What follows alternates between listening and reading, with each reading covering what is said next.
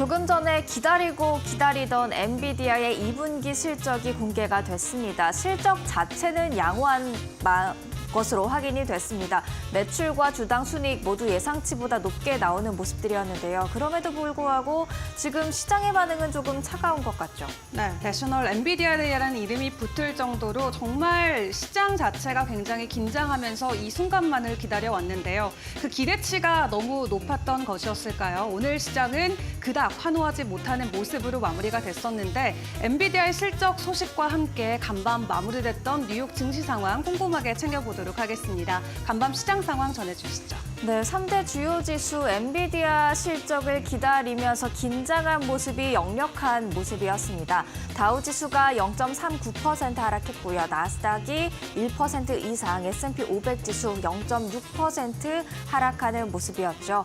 다우와 S&P 500 지수 그리고 나스닥까지도 장중 저점에서는 벗어나는 모습이었지만 그래도 실적이 어떻게 나올까 좀 노심초사하는 모습들 확인을 할 수가 있었습니다. 그런데 이제 장 마감 후에 엔비디아의 실적이 공개가 됐었죠. 결과적으로는 호실적을 기록을 했는데요. 시간외 거래에서는 좀 차가운 움직임이 나타나면서 앞으로의 시장에 어떤 영향을 미칠지 체크해 볼 필요가 있을 것 같습니다. 일단 실적이 발표되기 전에 전체적인 시장 분위기 함께 확인을 해보시죠. 내리는 종목이 빨강 그리고 오르는 종목이 초록으로 지금 표시가 돼 있습니다. 보시면 M7 종목들은 대체로 하락했다라는 것을 알 수가 있었죠. 기술주 중심의 하락세가 강했다라고 볼 수가 있겠는데 애플이 0.8% 내렸고요. 마이크로소프트 0.78% 하락했습니다. 그리고 엔비디아가 실적 발표 전에 2%대의 하락률로 거래를 마쳤죠. 장중에 4% 이상의 하락률을 기록했었다라는 것을 고려하면 그래도 상당 부분 좀 낙폭을 회복한 모습들이지만 그래도 좀 아쉬운 모습이었습니다. 그리고 전체적으로 반도체주 함께 하방 압력을 받는 모습들까지 확인할 수 있었습니다. 알파벳 1% 이상 하락했고요. 메타가 0.45%, 아마존과 테슬라도 모두 1% 이상의 하락률을 기록했습니다. 엔비디아뿐만이 아니라 엔비디아의 칩을 사용해서 AI 서비스를 제공하거나 만들고 있는 다른 빅테크들도 함께 하락했다라는 점에서 그만큼 엔비디아 실적을 앞두고 시장의 경계 심리가 강했다라고 볼 수가 있는 것이죠. 그 반면 지금 시간외 거래에서는 엔비디아 실적에 주목을 하면서 종목들 움직이고 있을 것 같은데요. 엔비디아 실적 어떻게 나왔는지 함께 보시죠. 실적 자체는 긍정적이었습니다. 매출 예상치가 287억 달러였는데 발표된 수치를 보니까요. 300억 4천만 달러를 기록을 했죠. 1년 전 대비 122% 성장률을 증가율을 기록한 것으로 확인이 되고 있고요. 또 이 매출 가운데에서 AI 프로세서가 포함되어 있는 데이터 센터 사업부의 매출은 263억 달러로 1년 전보다 153%가량 급증하는 모습들이 나타났습니다. 데이터 센터 사업부의 매출이 전체 매출에서 88%를 차지하고 있는 비중이 큰 사업부이기 때문에 이 부분이 잘 나갔다라는 것은 긍정적으로 해석해 볼 필요가 있겠습니다. 주당 순이익도 예상치 0.64달러였는데요. 발표치 0.68달러로 높게 나왔고요. 가이던스도 대체로 좋았습니다. 시장의 평균치가 매출 318억 달러가량이었는데 매출 가이던스, 3분기 가이던스가 325억 달러로 지금 집계가 돼 있죠. 제가 이걸 수치로 환산을 해보니까요. 1년 전 대비 한 79%가량 성장하는 것이라고 합니다. 그렇기 때문에 훨씬 더 기존에 생각했던 것보다는 양호하다라고 할 수가 있겠습니다. 그리고 여기에 추가적으로 500억 달러 규모의 자사주 매입 계획이 승인됐다라는 소식 전해졌고요. 그리고 설계 결함이 인정되기는 했지만 블랙웰 4분기에 출시될 예정이라고 지금 보도가 나오고 있습니다. 전체적으로는 호실적을 기록했다라고 볼 수가 있겠는데요. 시장 반응 좀 뜨뜻 미지근하다 못해 좀 차가운 반응이 아닌가라는 생각이 듭니다. 정규 거래에서도 2% 넘게 하락했는데 지금 시간외 거래에서도 5% 가까운 하락률을 기록을 하고 있죠. 과연 목요일장 정규 거래에서 엔비디아의 호실적이 반영이 될지 아니면 이전까지 굉장히 급등세를 보여왔긴 엔비디아이기 때문에 좀 차익 실현 물량이 여기서 나오고 한숨 쉬어갈지 지켜보셔야 될 것 같습니다. 그렇다면 엔비디아에 가려져서 이슈가 있었는데도 불구하고 큰 주목을 받지 못한 종목들도 간략하게 체크해 보겠습니다. 버크셔 서웨이 밤사이에 0.86% 오름세를 보였는데요. 기술주 외에 처음으로 시총 1조 달러 클럽에 가입하는 종목이 됐습니다. 앞으로의 움직임 계속해서 주목해 보셔야겠고요. 슈퍼 마이크로 컴퓨터 밤사이에 19% 이상 크게 빠졌습니다. 연리의 보고서인 10K 보고서가 지금 제출이 지연될 것이다라는 보도가 나오면서 주가에 하방 압력 받았는데요. 이렇게 지연되는 건 최근에 힌덴버그가 주장했던 회계 조작에 대한 그런 부분 때문이 아니냐라면서 회계 조작 우려가 확대된 여파로 또 하방 압력이 더 가해진 것으로 보여집니다. 마지막으로 아베크롬비앤피치가 밤사이에 17% 가까운 급락세를 보였죠. CEO가 실적을 발표하면서 불확실한 환경에 대해서 좀 경고하는 목소리를 울리자 주가 하방 압력을 받은 것으로 보입니다. 다만 실적 가이던스 자체는 좋았습니다. 또 이날 아베크롬비앤피치 외에도 많은 유통업체, 소매주들이 실적을 발표했는데요. 그 가운데서는 실적이 기대치에 못 미치는 종목들도 있었습니다. 그러한 전체적인 소비 시장에 대한 좀 불안감이 주가에 또 추가적인 하방 압력으로 작용하지 않았을까 생각해 봅니다. 이어서 국채금리 확인을 해보겠습니다. 2년물과 10년물 이날은 오름세로 반응을 했습니다. 10년물이 3.842%를, 2년물은 3.875%를 기록하는 모습들 확인하고 있었고요. 역전 금리 차는 조금씩 축소되고 있는 모습들 확인할 수가 있었습니다. 국제 유가와 국제 금값 마지막으로 확인을 해보도록 하죠. WTI 2거래일 연속 하락세 이어가고 있습니다. 리비아에서 생산에 차질이 있을 수 있다라는 보도 계속해서 나오고 있지만 골드만삭스가 얘기를 했듯 그 영향이 크지는 않을 것이다 라면서 우려가 좀 일축되는 부분들이 있었고요. 이에 따라서 유가 하락세로 계속 반응하고 있는 것으로 보여집니다. 배럴당 74달러 선에 거래 마쳤습니다. 반면 금값 0.6% 가까운 하락세 기록을 했습니다. 이번 주에 계속해서 고용 그리고 물가 지표가 발표될 예정이죠. 이러한 굵직한 경제 지표가 어떻게 나오느냐에 따라서 금리의 향방에 대해서 조금 더 윤곽이 드러날 것으로 보여지고요. 그렇다면 금값도 다시 한번 뚜렷한 방향성을 찾아갈 것으로 보여지고 있습니다. 이렇게 목요일장, 수요일장 정리를 해봤습니다. 그렇다면 이어서 밤사이에 나왔던 놓쳐선 안 될 이슈들 은주 앵커와 함께 체크해보시죠.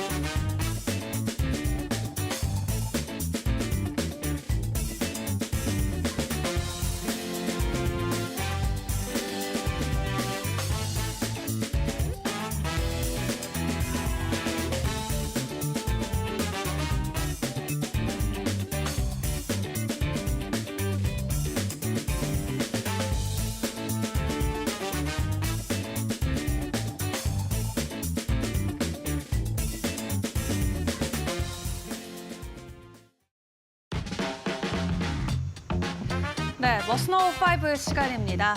일각에서는 파월 연준 의장의 발언보다 더 중요하다라고 여겨지는 엔비디아의 실적 드디어 공개가 됐습니다. 모든 부분을 확인을 해보니까 우리가 예상했던 것보다 더 좋은 수준의 실적을 발표해 줬는데요. 그럼에도 불구하고 현재 시간의 거래에서 엔비디아 주가는 하락을 하고 있습니다. 실적 조금 더 자세히 확인을 해보도록 할 텐데요. 엔비디아 2분기 매출 300억 달러 기록을 했습니다. 엔비디아 자체 2분기 매출이 예상치인 280억 달러는 물론 시장이 예상했던 287억 달러까지 크게 웃도는 모습을 보였는데요. 여기서 더 중요한 것은 2분기 실적보다도 앞으로의 가이던스가 되겠죠. 3분기 매출은 현재 325억 달러로 예상치가 나왔는데 시장이 예상했던 319억 달러를 뛰어넘는 수준을 보여주면서 매출단에서는 연말까지 쭉 긍정적인 시각이 이어지고 있는 상황입니다. 이렇게 긍정적인 실적에도 불구하고 월가에서는 다소 아쉽다라는 평가도 바로 잇따라 나오고 있는 상황인데요. 블룸버그는 엔비디아의 실적이 시장의 기대치를 충족하기에는 부족했다라고 지적하기도 했습니다. 엔비디아가 지난 5년 동안 20번에 넘는 분기 매출을 공개를 했었는데 단 한 번도 컨센서스를 밑돈 적이 없었고 또 이익만 컨센서스에 못 미친 적이 단 한 번 있었기 때문에 시장의 눈높이가 이례적으로 높은 상황이라고 평가를 하고 있죠. 또 이번에 3분기 매출 예상치, 시장의 평균 예상치인 319억 달러를 넘어섰기는 했지만 그럼에도 일부에서 제기가 되고 있었던 추정치인 379억 달러에 미치지 못한 부분이 다소 아쉽게 풀이될 수도 있다고 합니다. 그리고 그동안 기다려왔던 차세대 인공지능 반도체 칩인 블랙웰에 대한 이야기도 전해졌는데요. 엔비디아사 측은 디자인 결함과 관련된 부분을 인정하면서 4분기에 출시될 예정이라고 구체적인 시기에 대해서 다시 한번 언급하기도 했습니다. 또 블랙웰 출시와 함께 엔비디아는 앞으로 수십억 달러의 추가 매출 상승이 기대된다. 이 부분을 강조하기도 했고요. 또 여기에 더해서 500억 달러의 자사주 추가 매입 승인 소식까지 밝혔습니다. 이렇게 긍정적인 예상치의 상회 소식과 자사주 매입 소식이 전해졌음에도 시간에서는 2%대 엔비디아 가격 하락을 보여주고 있는데요.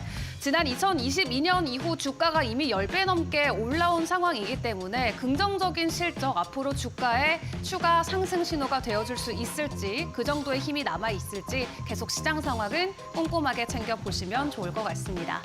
전 세계가 주목했던 내셔널 엔비디아 일단은 이렇게 마무리가 될 것 같은데 이제 그렇다면 우리가 집중할 것은 진짜 경제 지표가 될 것 같습니다. 내일 발표가 되죠. 연준이 가장 선호하는 경제 지표입니다. 7월의 PCE 확인을 해보셔야 될 것 같은데요.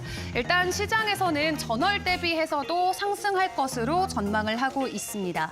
경제학자들이 전망하고 있는 7월 미국의 PCE 가격 지수는 전월 대비 0.2% 상승하고 전년 동기 대비는 2.5% 올랐을 것으로 추정을 하고 있는데요. 이렇게 인플레이션이 안정적인 추세를 이어가면서 연준의 9월 금리 인하 전망을 뒷받침하는 여러 가지 요소들이 실제로 지수로 확인이 되고 있는 상황입니다. 지난주 제롬 파월 미 연준 의장은 잭슨홀 미팅 연설에서 때가 왔다라고 언급하면서 9월 FOMC에서의 금리 인하 가능성에 대한 신호를 확실하게 보내왔는데요. 다만 월가에선 연준이 9월에 시장에서 대체로 예상하는 25bp 인하가 아닌 50bp를 인하하는 빅컷을 단행할 경우 오히려 경기 침체 우려를 부추겨서 시장에 불안감을 줄 수 있다라는 지적도 늘고 있습니다.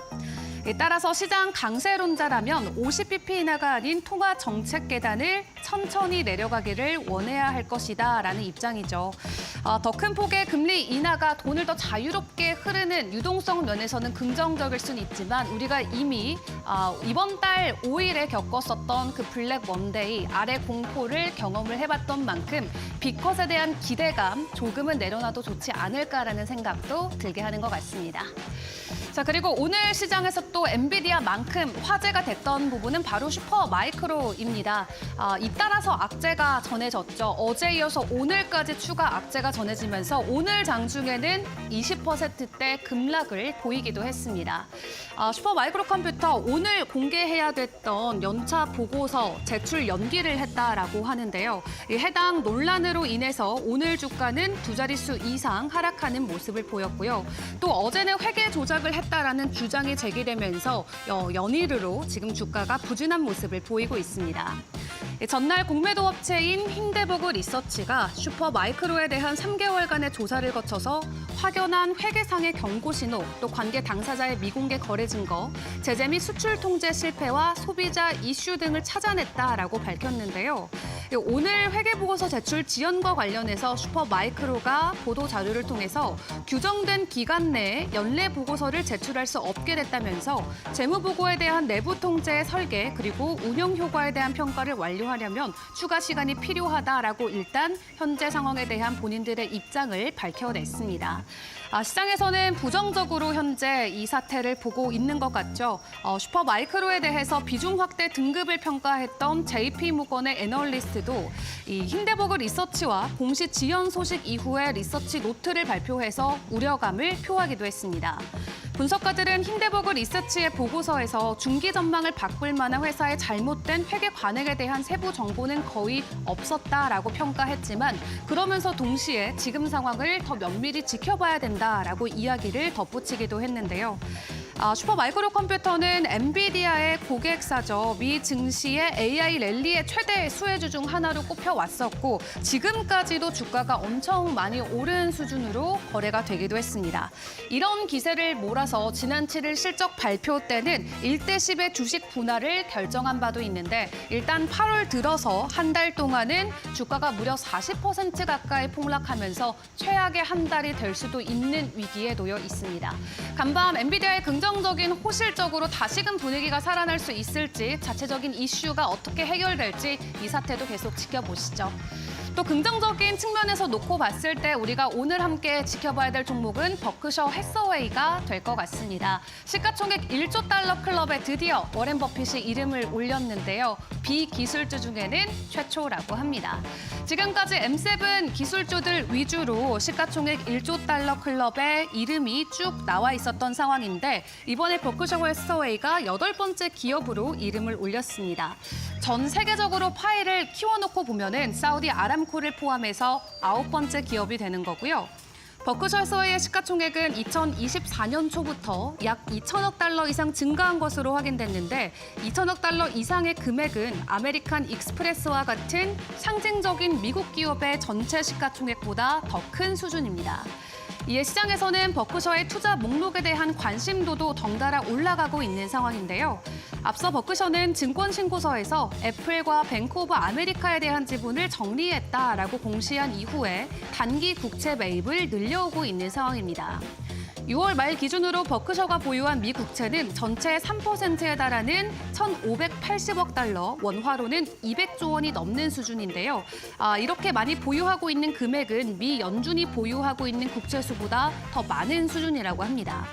또 버크셔는 지난 3거래일간 뱅크 오브 아메리카 주식을 10억 달러 가까이 추가 매각한 것으로 확인이 되는데 지난달 중순부터 이날까지 처분한 뱅크 오브 아메리카 주식의 총수는 54억 달러에 달하는 것으로 확인됐습니다. 올 들어 버크셔 해서웨이 주가 굉장히 긍정적이었죠. 연초 대비 30% 가까이 상승 흐름을 보였는데 같은 기간 동안 S&P 500 지수는 18% 정도밖에 안 오른 것을 확인을 해보면 전반적인 시장 인덱스보다도 훨씬 더 강한 주가를 보여준 것을 확인해 보실 수 있겠습니다. 마지막으로 암호화폐 시장 상황도 확인을 해보도록 할 텐데요. 엔비디아 실적 함께 기다리기는 했습니다만 비트코인 가격의 긍정적인 촉매제가 되진 못했던 것 같습니다. 새벽 사이에 비트코인 6만 달러를 내어주면서 5만 9천 달러까지의 가격 하락을 보였는데 다만 일부 전문가들은 원래 대선이 있을 때 비트코인 가격이 하락을 하고 대선 이후에는 상승하는 모습을 보여왔다라고 평가하고도 있습니다. 계절적인 비수기라고도 볼 수 있는 건데요. 대선 전에 변동성을 보였던 비트코인의 가격은 보통 대선 이후 300일 안으로 200% 넘는 가격 상승을 보여왔다라고 하니까 계절적인 요인까지 함께 고려하면서 암호화폐 시장도 챙겨보시면 좋을 것 같습니다. 지금까지 머스노우 5 시간이었습니다.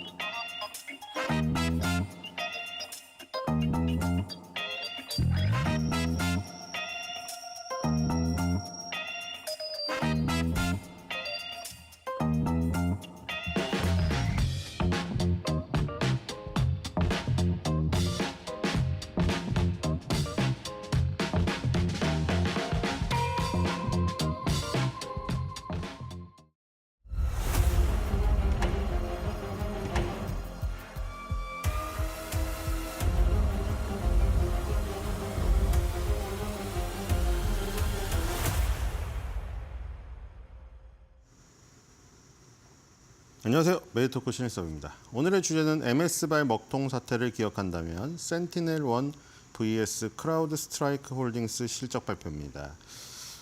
요즘에 딥페이크 때문에 걱정이 많으시죠? 초등학생 피해자도 많이 있더라고요. 그 얼마나 충격적일까요? 초등학교 여학생이 DM을 받았는데 갑자기 자기 얼굴이 합성된 충격적인 장면을 본다면 그 마음은 어떨 것이며 그 한 번 장면을 본 것이 평생 뇌리에서 그걸 지울 수가 있을까요? 너무나 충격적입니다. 근데 그걸 또 이제 어떤 중학생이 코로나 지도를 응용해서 딥페이크 피해자들의 신고가 들어온 지역을 바로 표시하는 걸 뭐 몇 분 만에, 몇 시간 만에 만들었다나요? 그래서 뭐 응원의 메시지도 올라오고 있는데, 그러니까 같은 10대인데 어떤 10대는 이 뛰어난 기술을 갖다가 악용을 하고 어떤 뛰어난 10대는 이 기술을 갖다가 굉장히 긍정적인 방향으로 사용을 한다.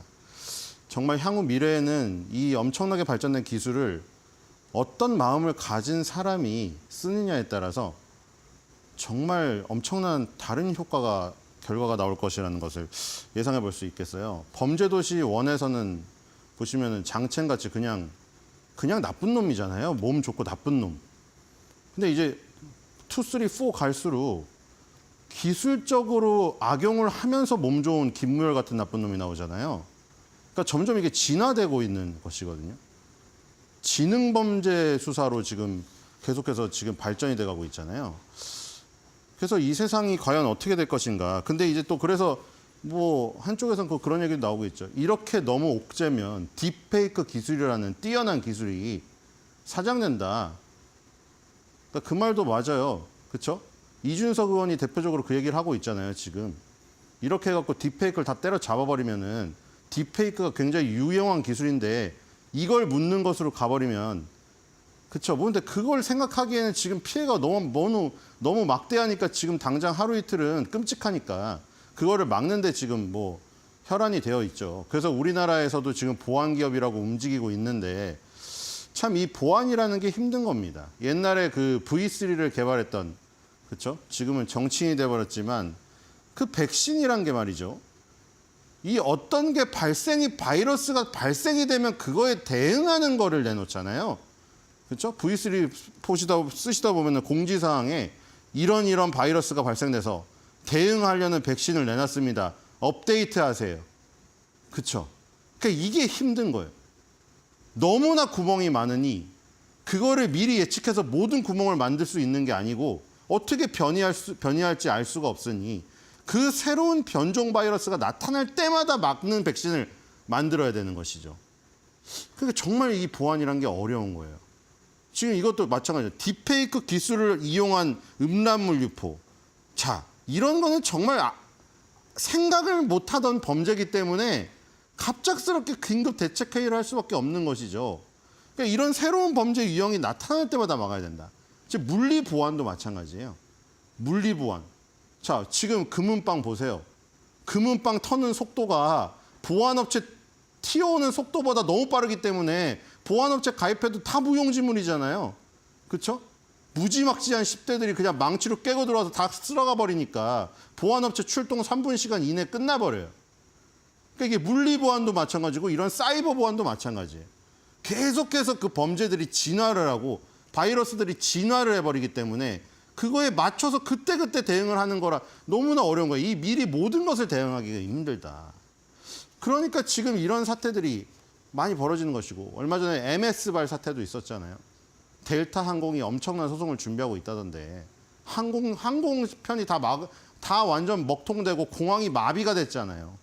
그러니까 그런 사태까지 예상해가지고 모든 거를 보완을 해야 되는 이 시대. 정말 보안 업체의 책임감이 굉장히 막중합니다. 그런 걸 바꿔서 말하면 돈 벌기에도 많아진다는 뜻이겠죠. 자, 센티널1이라는 대표 보안 회사가 실적 발표를 했고, 그리고 크라우드 스트라이크 홀딩스, 바로 그 MS발 먹통 사태의 지금 뭐 주범이라고 일컬어지는 크라우드 스트라이크 홀딩스가 이전에 먼저 실적 발표를 했어요. 그래서 대표적인 보안 회사들의 실적은 어떤가 알아보기 위해서 센티널1 2025년도 2분기 실적 발표입니다. 레비뉴는 33% 증가를 했네요. 198.9 밀리언 달러. 아주 좋은 매출액이 나왔습니다. 일단 외형 성장이 이루어졌다는 뜻이죠. 근데 순이익에서 낸 로스가 났네요. 지금 전년 동기에도 로스였죠. 89.5 밀리언 로스였는데 69.2 밀리언 로스로 로스는 좀 줄었지만 아직도 이익이 나지 않고 있는 상태입니다. 그래서 이제 로스 퍼 쉐어죠. 이익이 아니라 주당 손실이네요. 0.2. 당연히 0.31에서 0.2로 좀 수치는 줄었죠. 그리고 조정을 해주자 조정 EPS는 0.08, 0.02 정도 플러스가 나왔는데 뭐 아주 겨우 플러스를 잠깐 기록한 상태입니다. 여기 보니까 로스 퍼 쉐어가 0.08 마이너스였는데 전년 동기 대비해서 0.01 일단 플러스로 올라가긴 했네요. 일회성 비용을 제거해주자. 지금 여기서 가장 중요한 게 이제 다 ARR이라고 나오고 있죠. 우리가 넷플릭스라던가 디즈니 플러스 그리고 뭐 스포티파이 뭐 여러 가지 서비스들 그런 거 있잖아요. 구독형 서비스. 이거는 이제 넷플릭스나 디즈니 플러스나 스포티파이는 우리 일반 소비자들을 대상으로 하는 서비스고 B2C. 그러니까 이 보안업체들은 대부분 B2B가 많은 것이죠. 그러니까 소비자가 기업이냐 고객이냐 일반 국민이냐만 틀린 것이지 ARR이라는 자료는 다 중요합니다. 연간 반복 매출. 그렇죠? Annualized Recurring Revenue. 자, 이거를 Annualized가 아니라 month로 쓰는 기업들도 있죠. 그거는 단기 계약이 많은 회사들이에요. 단기적으로 월간 계약이 많은 회사들은 MRR을 쓰는데 이런 장기 계약이 많은 회사들은 1년 단위를 써야 되니까 ARR을 많이 씁니다. 연간 반복 매출. 이게 확정치는 아니고 연간 반복되는 매출액을 계속해서 예상을 하게 되는 겁니다. 뭐 여기까지는 지금 나온 것들이고요. 앞으로 예상되는 매출을 이제 로드맵을 짜가지고 이 정도의 우리가 캐파를 가져갈 것이다 하면서 서비스를 준비하는 것이죠. 지금 ARR은 계속해서 늘어가고 있는 추세입니다. 2024년도 2분기부터 계속해서 조금씩 늘어나고 있죠. 612.2부터 806까지 쭉 늘어났습니다. 5분기 연속 늘어나고 있고요. 이게 가장 중요한 지표입니다. 그리고 다음으로 가겠습니다. 자, 어닝 서프라이즈죠. 매출액이 197.32 밀리언 달러 예상됐는데 198.94 밀리언 달러가 나왔고요. 0.82 정도 서프라이즈가 나왔습니다. 어닝을 보겠습니다. 자, 어닝은 아까 전에 본 대로 자, 플러스 마이너스 경계선에서 이제 플러스로 살짝 올라와서 0.01, 예상치는 0.00 딱 이 꼬르가 나왔었는데 서프라이즈가 나왔습니다. 뭐 423.94지만 사실 0.000에서 0.01이기 때문에 절대적인 수치를 감안을 해야겠죠. 어쨌든 간에 뭐 423% 뭐 그 절대적인 수치는 팩트고요. 마이너스 부분에서 플러스로 드디어 순이익이 전환된 상태입니다. 일회성 비용이 있는 상태에서는 마이너스였지만 일회성 비용을 제거해 주자, 조정해 주니까 플러스로 전환이 된 4분기 만에 전환이 되었다. 이렇게 보시면 될 것 같고요. 어쨌든 매출, 이 순이익 다 서프라이즈입니다. 뒤로 가겠습니다. 자, 26.83달러가 시장의 에버리지 평균 컨센서스인데요. 8.40만 오르면 도달되게 됩니다. 자, 의견은 모더레이트 바이 아닐까요? 네, 모더레이트 바이네요. 14바이에 8홀드, 22개의 의견이 있고요. 셀 의견은 없습니다. 차트를 보겠습니다. 자, 일단 일봉에서 급등을 했네요. 급등한 뒤에 이 실적 발표를 한 날 지금 굉장히 출렁임이 있었죠. 이 윗꼬리와 아랫꼬리가 굉장히 간극이 큽니다. 그러니까 일봉이니까 1에서 제일 고가와 1에서 제일 저가의 폭이 지금 몇 주 동안 일어났던 것보다 8월 달 내내 일어났던 것 중에서 가장 큰 봉으로 보이네요. 예, 변동이 하루에 심하게 일어났었고요. 고점과 고점을 연결한 추세선을 일단 돌파한 상태에서 거기서 밑꼬리를 다는 모습을 보니까 고점 추세선이 이제 저항이 아니라 지지로 바뀐 것을 지금 알 수가 있겠습니다. 어쨌든 5일, 20일, 200일 이런 이동평균선들을 다 뚫어냈고 고점 추세선까지 뚫어냈다는 거, 이런 것이 아주 긍정적인 모습이죠. 주봉 월봉으로 보겠습니다. 주봉은 굉장히 바닥이군요. 자, 지금 여기 2022년도 이전에 굉장히 높은 가격이 있었는데 여기 $80 수준, 여기는 아직 멀었기 때문에 갈 길이 멀고요. 이 원형 바닥형이라고 하죠. 이렇게 엄청나게 오랜 하락기를 거치고 바닥을 긁듯이 한 단계 한 단계 올라오는 모습. 여기 원바닥, 투바닥, 쓰리바닥, 포바닥 이렇게 찍고 지금 올라오고 있습니다. 서서히 지금 내려오고 있던 지금 50주선이죠. 50주선을 일단 타고 올라가기 시작했습니다.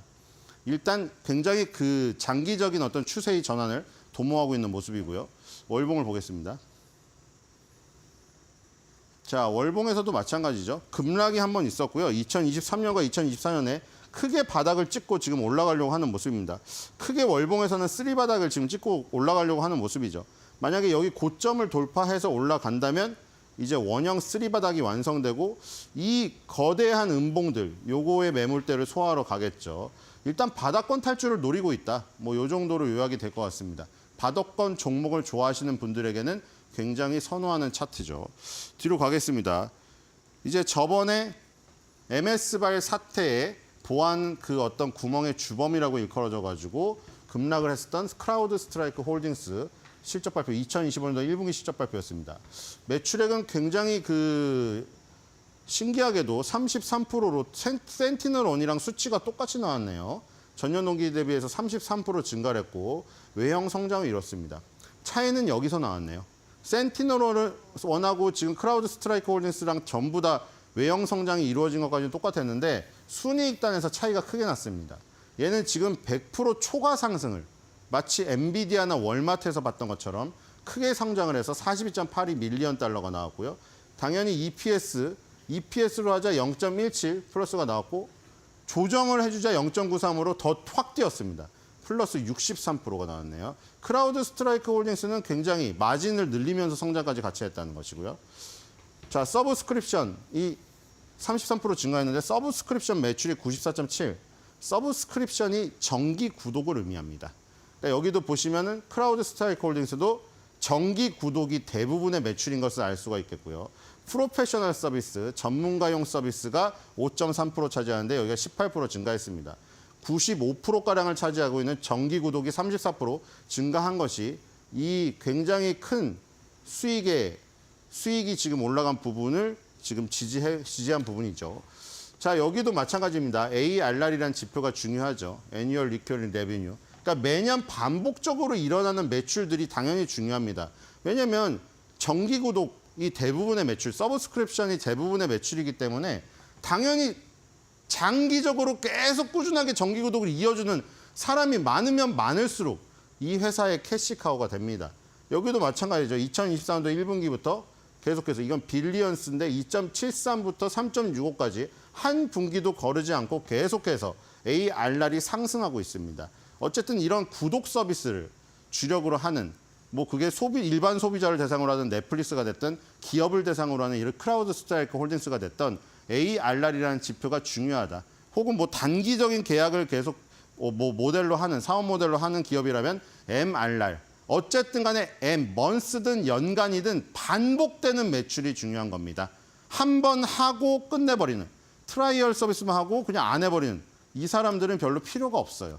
그래서 ARR이 굉장히 중요하고 지금 스트라이크 홀딩스가 굉장히 좋은 실적이 나왔는데 지금 회사의 조정 수익이 3개월 동안 0.93이어서 아까 전년 동기 63% 증가한 게 나왔잖아요. 그래서 지금 이 부분이 결국에는 요 ARR의 이 꾸준한 증가, 여기서 저 수익이 나왔다는 걸 알 수가 있겠습니다. 자, 뒤로 가겠습니다. 센티널1이랑 크라우드 스트라이크 홀딩스 유사하면서 순이익단에서 차이가 나죠. 자, 이거는 6월 5일 날 발표가 되었었는데 지금 4분기 연속 얘들도 서프라이즈예요. 뭐 이 절대적인 수치 자체가 크죠. 크라우드 스트라이크 홀딩스가 904.56 밀리언 달러 예상되는데 921.04 밀리언 달러 나왔습니다. 그리고 그 다음에는 이제 2024년도 2분기 실적 발표가 있는데 컨센서스가 5분기 중에 가장 높게 일단 잡혀 있습니다. 자, 순위를 보겠습니다. 얘도 서프라이즈죠. 네. 자, 4분기 연속 서프라이즈고 0.89달러 예상되었었는데 0.93달러가 나왔습니다. 서프라이즈의 폭은 조금 줄었으나 어쨌든 4분기 연속 서프라이즈를 기록을 했다. 이 지금 다음 분기도 컨센서스가 또 더 높게 잡혀 있습니다. 계속해서 시장의 눈높이는 높아지고 있네요. 그걸 뛰어넘고 있고요. 자, 차트를 보겠습니다. MS발 사태의 충격이 극복이 되었을까? 일단 이걸 보죠. 30.08%. 이거는 센티널1보다는 차이가 꽤 있죠. 지금 평균이 341.73인데 30.08% 정도 올라야 도달이 됩니다. 최고 목표가는 $450까지 있고요. 절대적인 가격 자체도 센티널1보다는 훨씬 높죠. 등치가 또 있습니다. 크라우드 홀딩스 다음 화면을 보겠습니다. 자, 스트롱바이네요. 의견도 훨씬 많네요. 37개 의견이 있고요. 30바이에 6홀드. 원셀이 있지만 마이너리티 리포트인 것 같습니다. 자, 차트를 보겠습니다. 이게 바로 그 MS발 사태의 요 흔적들이네요. 그렇죠? 이게 이때까지만 해도 분위기가 좋았는데요. 지금 이 밑에서 꾸준히 작년 말부터 시작됐죠. 작년 말부터 시작돼가지고 이 또 중요한 50과 200이 중요하죠. 51선. 51선은 어쨌든 넘나들면서 올라가고 있었는데 여기서 또 이제 아일랜드 갭이 발생되죠. 여기 지금 상승 갭이 있었다가 하락 갭으로 마무리되면서 이걸 섬처럼 띄우는 추세 전환을 의미하는 아일랜드 갭이 떠버리고 아일랜드 갭이 뜨고 한 이틀 정도 만에 만약에 메꾼다면은 이 의미가 없어지지만 이틀 정도 만에 메꾸질 못했습니다. 그래서 이제 더 떨어졌죠. 여기서 지금 갭이 한 3번, 4번 정도가 나와버렸습니다. 1번, 2번, 3번, 4번. 자, 이런 경우는 정말 이런 초악재 빼고는 안 나와요. 보통 2번의 갭이 나오면 기술적으로라도 메우는 본능이 있거든요. 근데 이렇게 갭이 4번이 나온다는 거는 정말 서브프라임이라든가 9.11 테러라든가 아니면 기업에 어떤 문제가 크게 발생된 거예요. 바로 그 크게 발생했죠. MS발 악재가. 그래서 지금은 일단 갭을 2개를 메웠습니다. 하나, 둘, 셋, 넷. 갭이 무려 5개가 나왔네요. 하락갭이 5개가 나왔다가 하락갭 2개를 메운 상태입니다. 최악의 경우는 벗어난 상태죠. 결국 지금 여기 막혀 있는 거죠. 하락갭 꼴찌에서 2번째까지 메꾼 다음에 여기서 지금 매물 소화를 하고 있는 상황이고요. 그리고 저기 보시면 이게 21선일 겁니다. 이 선이 21선이 아니라 이 추세선입니다. 이 추세선에서 또 막혀 있어요, 지금.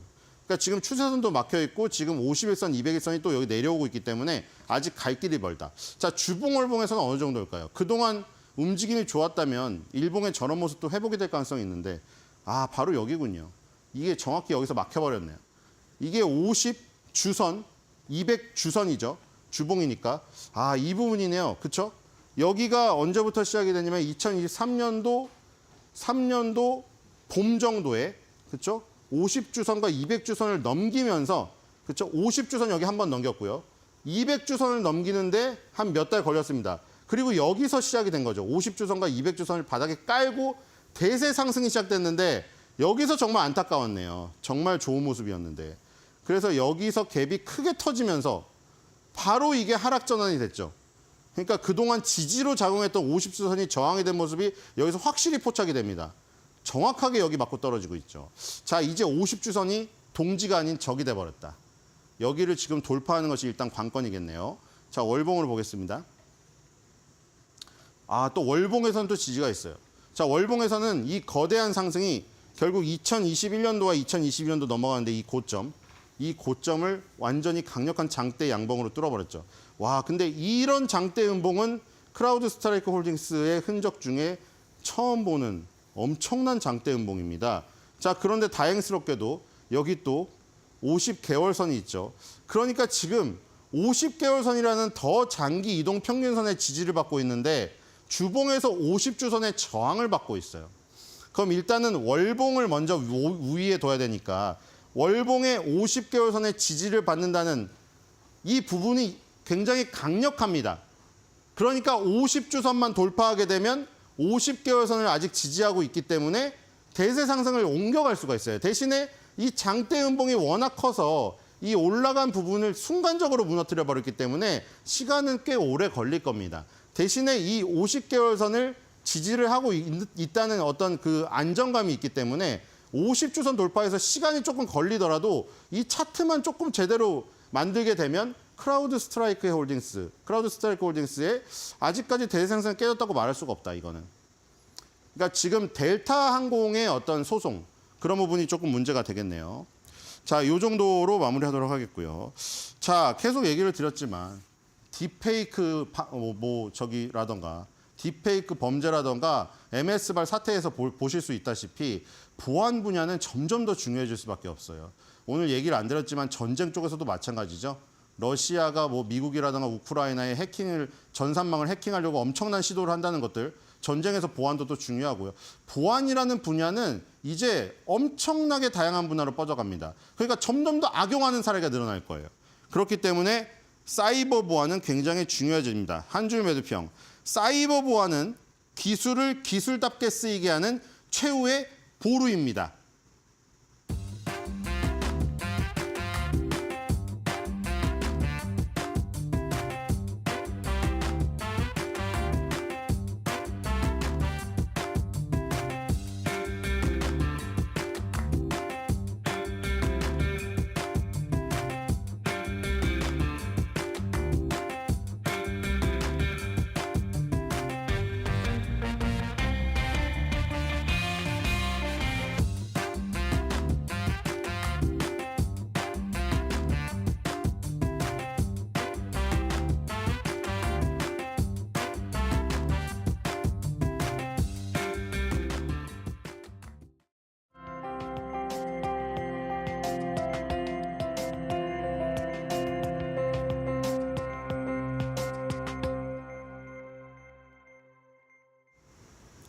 마감 브리핑부터 머스트 노우 5 그리고 사인 시간까지 엔비디아에 대한 이야기를 하려고 합니다. 엔비디아 왜 이렇게 계속 이야기를 하시나 싶을 텐데요. 그만큼 중요하기 때문입니다. 장 마감 후에 엔비디아가 호실적을 기록했는데요. 해냈는데라고 점점점이라고 글씨를 제가 적어놨죠. 해냈는데 무슨 일이 있는 건지 한번 살펴보도록 하겠습니다. 일단 엔비디아가 왜 중요한지 다시 한번 설명해 드리도록 하겠습니다. 일단 AI 대장주이기 때문입니다. 올해 시장 AI라는 키워드로 굉장히 가파르게 빠르게 많이 올랐었는데요. 그렇기 때문에 엔비디아가 흔들리게 된다면 이 AI 키워드 자체가 흔들리게 되는 것이고 시장이 불안해질 수 있기 때문에 엔비디아의 실적이 중요한 겁니다. AI에 대한 투자 심리를 엔비디아의 실적을 통해서 확인을 해볼 수 있었는데요. 그에 따라서 엔비디아 투자 심리가 살아있느냐 이 여부에 따라 또 시장 방향성이 결정될 것 같다라고 어제 말씀을 드렸죠. 일단 실적으로 살펴본 바 AI에 대한 투자 심리 괜찮을 것 같다라는 보도들이 조금씩 나오고 있습니다. 또 AI 대장주이기도 하지만 엔비디아 그 자체가 중요한 이유 몸집이 크기 때문이기도 합니다. 어제도 설명을 드렸지만 S&P 500 지수에서 시가총액 2위를 차지할 정도로 굉장히 몸집이 큰데요. 다음 장을 통해서도 계속해서 확인해 보겠습니다. 일단 엔비디아 이렇게 실적에 따라서 주가 변동성 굉장히 크게 나타나고 있습니다. 이번에도 이 시간의 거래에서 지금 하락세를 보이고 있는데 정규 거래에서 또 어떤 모습을 보일지는 확인을 해봐야겠습니다만 어쨌든 선물 시장에서는 실적 이후 위로든 아래로든 10% 이상 움직일 수 있는 가능성이 있다라는 게 확인이 됐었는데요. 이렇게 몸집 큰 종목이 크게 움직이게 되면 시장 전체가 또 흔들릴 수 있게 되겠습니다. 엔비디아 S&P 500 지수 내에서 6.6%의 비중을 차지하고 있고요. 나스닥 100에서는 8%, 그리고 필라델피아 반도체 지수에서는 14% 이상 굉장히 큰 몸집을 자랑하고 있기 때문에 엔비디아의 급등락이 시장에 영향을 미치는 그 강도가 매우 강할 것이다라고 생각을 해볼 수가 있겠죠. 이런 이유들로 엔비디아의 실적을 저희가 예의주시해야 된다라고 말씀을 드렸었는데요. 일단 시장은 엔비디아 실적이 나오기 전부터 믿고 있었습니다. 그도 그럴 게 블랙 먼데이에 급락한 이후 3주 동안에 무려 25% 급등하는 모습들을 나타냈었고요. 그리고 월가의 이야기들도 엔비디아 실적 좋을 것이다라는 이야기는 굉장히 많이 나왔었죠. 이미 대형 고객사들 메타라든가 마이크로소프트라든가 빅테크들이 반도체에 얼마나 계속해서 지출할 것인지 얘기를 했기 때문에 엔비디아에 대한 믿음이 있었다라는 이야기도 있었고요. 그리고 블랙웰 출시 지연에 대한 우려가 시장에 좀 있었는데 블랙웰 출시가 지연이 되더라도 지금 호퍼 H200에 지금 수요가 굉장히 강하고 집중돼 있기 때문에 괜찮다, 실적 나쁘지 않을 것이다, 좋을 것이다 라는 이야기들까지 나와 있었죠. 이런 가운데 엔비디아가 두둥하면서 2분기 실적을 공개했습니다. 그리고 호실적을 제시했죠. 매출과 주당 순이익 모두 예상치를 상회하는 모습이었고요. 특히 매출은 1년 전 대비 122% 증가하는 모습이었습니다. 데이터 센터 사업부, AI 프로세서가 포함되어 있는 사업부가 되겠죠. 매출이 263억 달러로 전체 매출에서 88%의 비중을 차지하고 있었고요. 역시나 1년 전보다 153% 증가한 매출을 기록을 했습니다. 게다가 가이던스도 긍정적이었습니다. 시장은 3분기 매출이 318억 달러일 것으로 예상을 했었는데 가이던스 나온 걸 보니까요. 325억 달러를 지금 엔비디아는 예상을 하고 있고요. 또 성장률로 한번 보시죠. 77% 증가를 예상했다면 1년 전 대비 약 80% 증가했을 것으로 시장 기대를 엔비디아 스스로 지금 기대를 하고 있습니다. 그 외에 다른 긍정적인 소식들도 들려왔습니다. 500억 달러 규모의 자사주 매입 계획을 추가로 승인했다라는 소식도 있었고요. 또 블랙웰 차세대 인공지능 칩셋이죠. 블랙웰에 대한 출시 지연 우려가 있었는데 지금 고객사들에게 배송을 하고 있고 4분기에 출시할 예정이다라는 이야기 전해졌습니다. 총 마진율이 1분기 대비 2분기에 소폭 감소했다라는 점이 조금은 아쉽긴 하지만 전체적으로 정말 좋은 실적임에는 분명했습니다. 그럼에도 불구하고 시장이 조금 뜨뜻미진하게 반응한 이유는 아무래도 어닝 서프라이즈가 기대했던 것보다는 약하기 때문이 아닐까라는 생각이 드는데요. 호실적을 기록했음에도 불구하고 시장 기대치가 워낙 높게 형성이 돼 있다 보니까 지금 시장은 조금은 실망을 한 것으로 보여집니다. 그렇다면 실적 포인트 두 가지도 확인을 해보겠습니다. 어제 이 부분에 대해서 집중을 하셔야 된다 설명을 드렸었는데 매출 성장세 이어질까의 부분에 대해서는 예스라고 답할 수 있겠습니다. 가이던스보다 높은 3분기 매출 지금 예상치보다 높은 3분기 가이던스를 제시를 했고요. 79%, 80%의 성장률을 전망하고 있기 때문에 긍정적으로 볼 수가 있겠습니다. 이 성장률이 세 자릿수에서 두 자릿수로 내려오는 게 아쉽게 느껴질 수도 있겠지만 두 자릿수도 정말 엄청난 성장률이거든요. 그렇기 때문에 성장세 이어질까? 예스로 답해볼 수 있겠고요. 블랙웰 출시에 대해서도 지켜봐야 된다라고 말씀을 드렸었는데 일단 4분기 출시될 예정이라고 하고요. 젠슨 왕 CEO, 블랙웰 샘플이 현재 파트너사에게 전달되고 있고 CFO도 마찬가지로 4분기에 블랙웰로 수십억 달러 매출을 올릴 수 있을 것으로 예상한다면서 긍정적인 분위기를 자아냈습니다. 한편 이 블랙웰이 새롭게 설계가 됐다라는 점에 대해서는 결함이 있었다라는 인정이 나오기도 했는데요. 이 재설계하는 과정에서 추가로 비용이 많이 들지 않았을까 걱정하시는 분들도 있을 것 같은데 이 현금 흐름이요. 지금 2분기 기준 348억 달러로 6개월 전에 비해 크게 증가한 모습을 확인을 할 수 있었습니다. 그러니까 현금에 대해서 그런 부분에 대한 우려는 크게 하지 않으셔도 될 것 같습니다. 한편 더 자세한 얘기는 젠슨 왕 CEO가 블룸버그 TV와의 인터뷰에서 공개하지 않을까 생각을 해볼 수 있는데 우리 시간으로 오전 7시 30분에 인터뷰 진행될 예정이라고 합니다. 한편 엔비디아 시간외 거래에서 하락세를 보이고 있는데요. 금요일장에서 이런 호실적을 바탕으로 반등 흐름 나타날지 주목할 수가 있겠죠. 그렇다면 엔비디아와 더불어서 함께 내리거나 또 오를 수 있는 종목들도 한번 체크를 해보셔야 될 것 같습니다. CNBC가 보도를 했습니다. 엔비디아와 상관계수가 높은 종목들이 되겠습니다.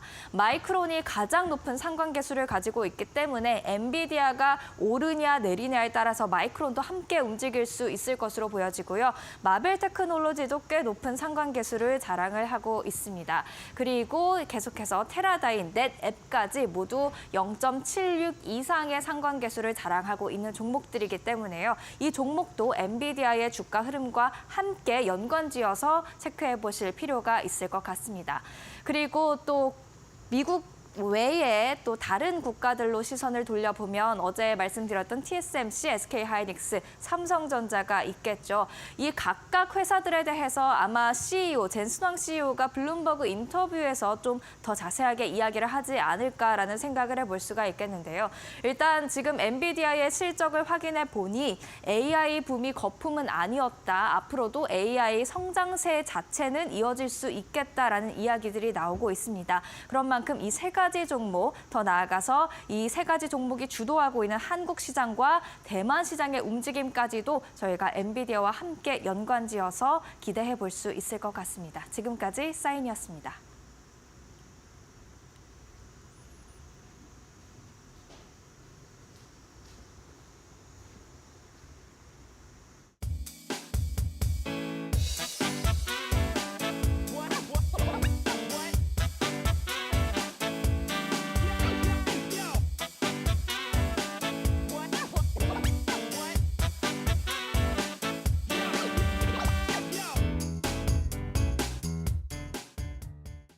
엔비디아 실적을 기다리던 국내 증시 또 어떤 모습을 보일지 체크해 봐야겠죠. 네, 오늘 국내 증시의 분위기 저희와 함께 미리 점검해 보시면 좋겠습니다. 잠시 후 7시에 다시 찾아뵐게요. 채널